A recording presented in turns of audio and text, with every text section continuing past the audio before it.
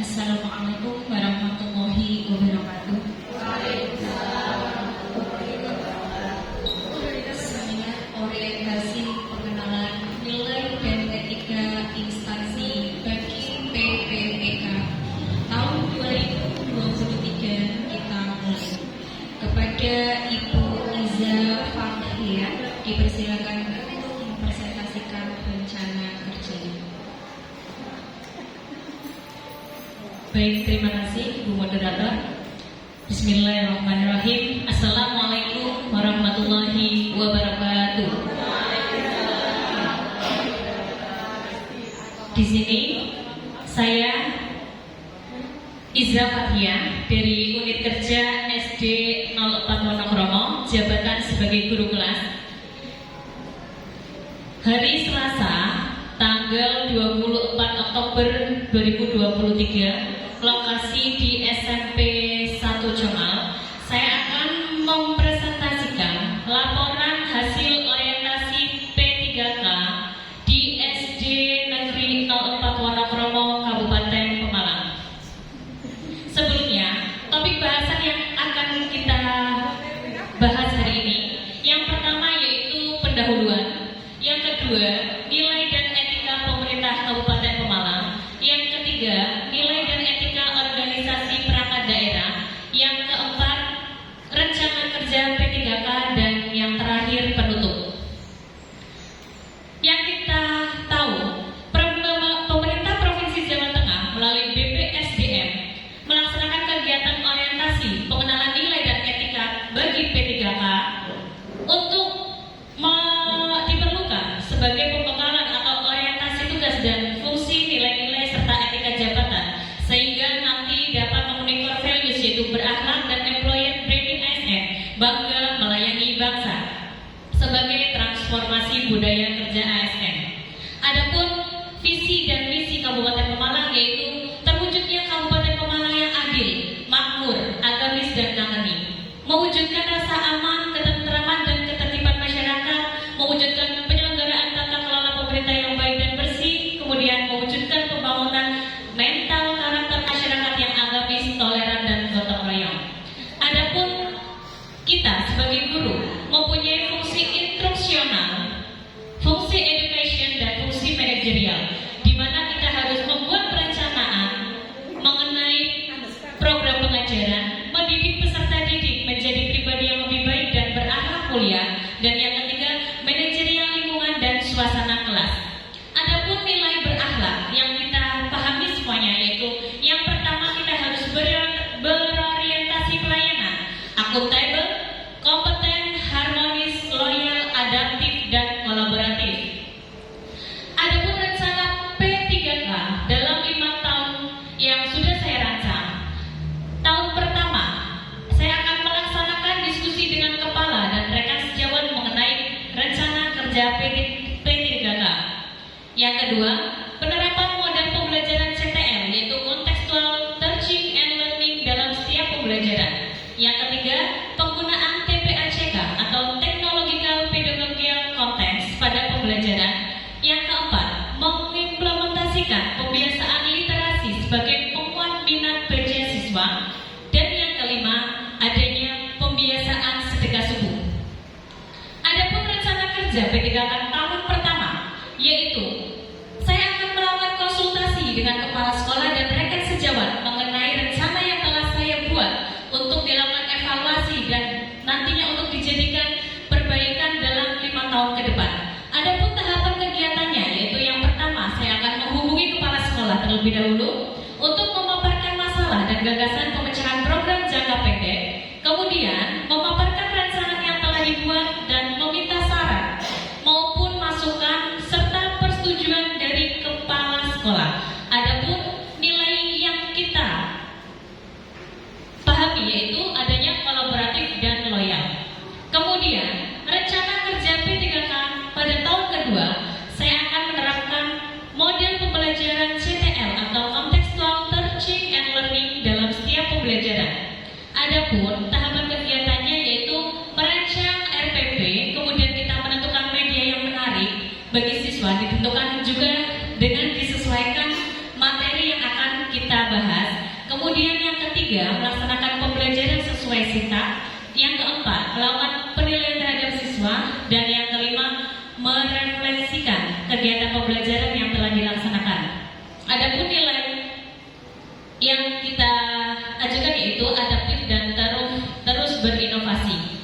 Kemudian rencana P3K di tahun ketiga, kita akan menggunakan TPACK atau Technological Pedagogical Context pada pembelajaran. Di sini di abad 21 ini saya akan lebih mengutamakan pembelajaran berbasis IT atau teknologi. Di situ tujuannya agar siswa lebih menarik atau lebih tertarik terhadap pembelajaran yang akan kita pahamkan kepada peserta didik. Adapun tahapan kegiatannya yaitu yang pertama, kita akan menyiapkan materi pembelajaran. Yang kedua, membuat PowerPoint atau video yang berkaitan dengan materi menggunakan Canva Edu. Kemudian yang ketiga, mengevaluasi siswa menggunakan aplikasi Quizizz. Adapun tahun keempat yaitu mengimplementasikan kebiasaan literasi sebagai penguat minat baca siswa. Di dalam kelas saya akan berupaya menggunakan sela-sela ruangan untuk dijadikan pojok kelas atau pojok baca siswa, sehingga nanti di sela pembelajaran atau di sela-sela kegiatan siswa dapat belajar di pojok baca siswa. Kemudian ada tahun kelima yaitu pembiasaan untuk sedekah subuh, di mana tahapan kegiatannya yang pertama memberikan penjelasan kepada siswa mengenai program sedekah subuh.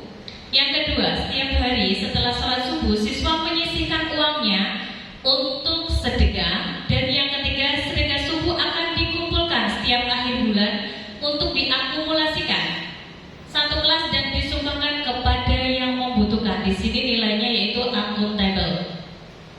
Begitu saja yang bisa saya sampaikan. Saya kembalikan ke moderator. Terima kasih kepada Ibu Iza.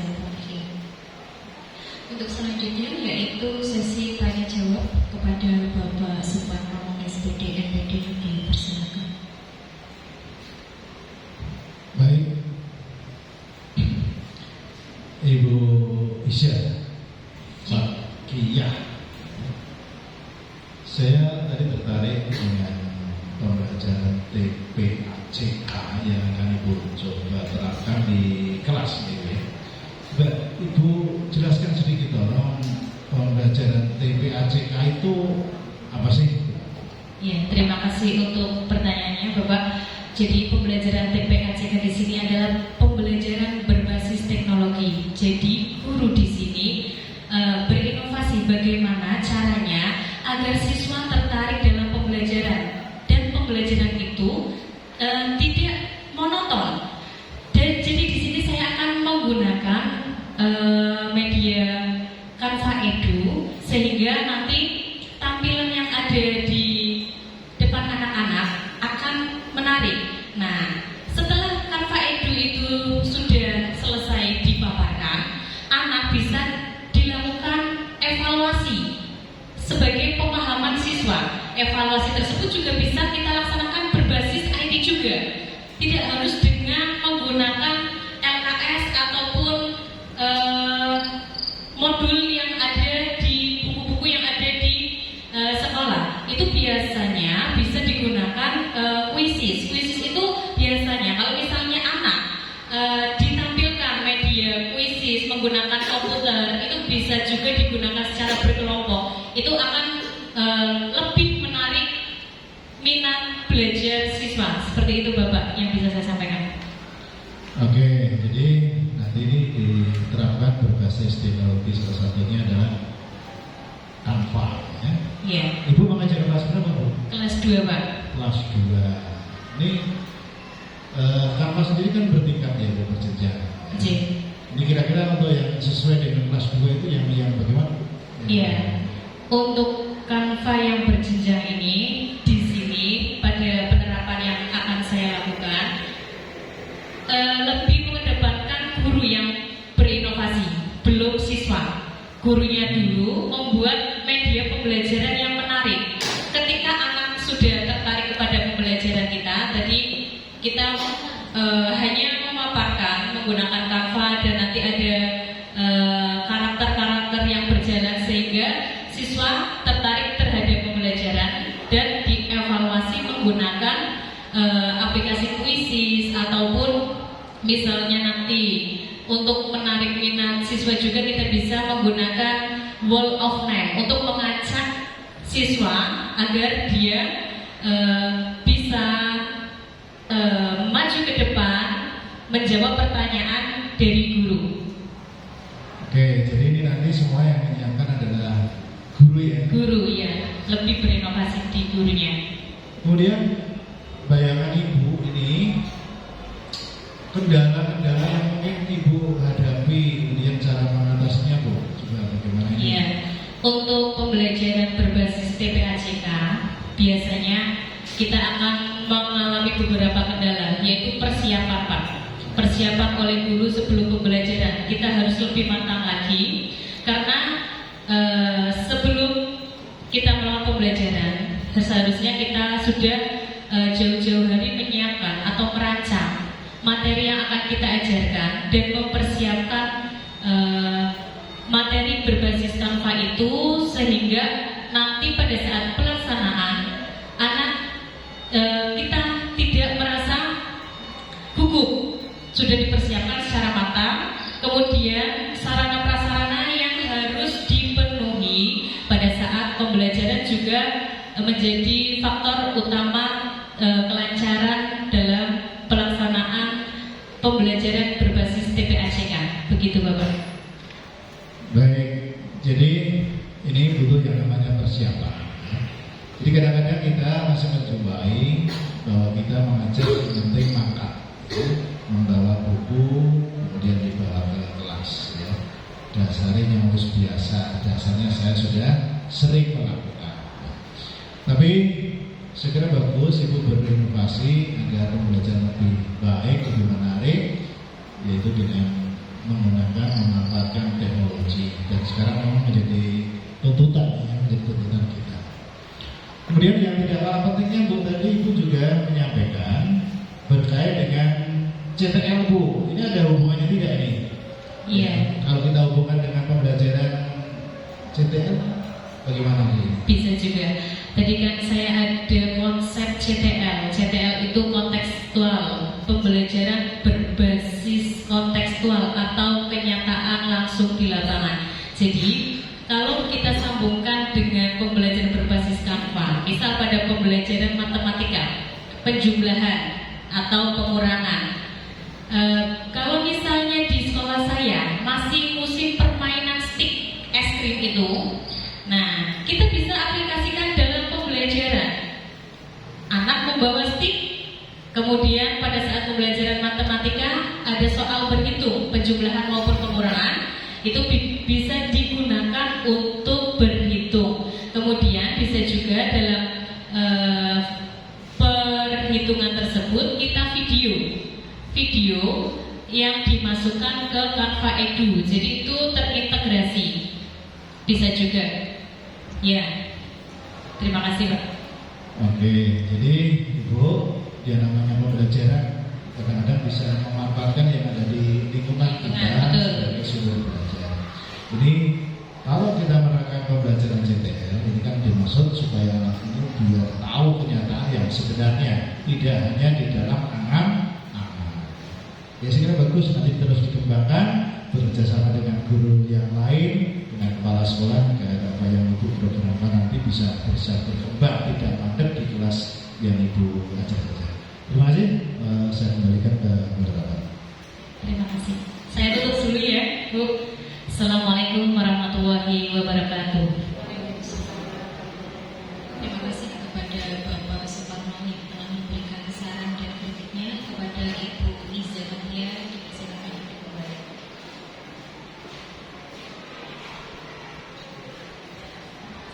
Saya selaku moderator mengucapkan mohon maaf yang setulus-tulusnya apabila ada kata yang kurang berkenan, dan saya akhiri wassalamualaikum warahmatullahi wabarakatuh. Waalaikumsalam.